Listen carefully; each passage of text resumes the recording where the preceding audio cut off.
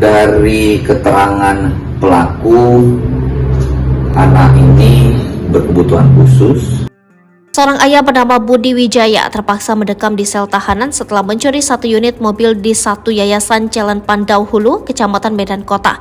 Menurut Kasat Reskrim Polrestabes Medan, Kompol Teguh Fatir Mustafa, aksi pencurian yang dilakukan pelaku berlangsung pada Selasa 29 Agustus 2023 kemarin.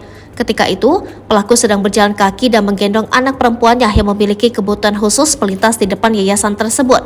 Lalu pelaku melihat mobil tersebut sedang terparkir di dalam gudang dan kuncinya tergantung.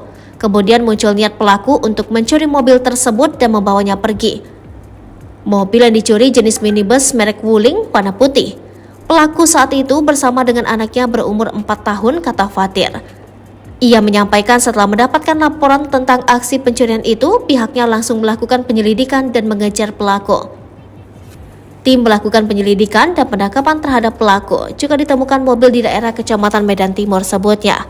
Dijelaskan Fatir saat diinterogasi, kepada petugas pelaku mengaku terpaksa mencuri mobil tersebut lantaran terdesak ekonomi dan kebutuhan untuk susu anaknya. Pelaku juga mengaku baru saja diberhentikan dari pekerjaannya dan ditinggalkan oleh istrinya yang saat ini berada di Riau. Motif dari pelaku melakukan pencurian ini dari keterangannya, dia ini mengalami kesulitan untuk memenuhi kebutuhan si anak, ungkapnya. Lebih lanjut dalam kasus ini, pihaknya mengedepankan restoratif justice jika kedua belah pihak sepakat, mengingat anak pelaku yang memiliki kebutuhan khusus dan butuh pendampingan orang tuanya. Dari pemeriksaan tim kesehatan kami juga ditambah lagi keterangan dari orang tuanya, anaknya ini memiliki kebutuhan khusus, ujarnya.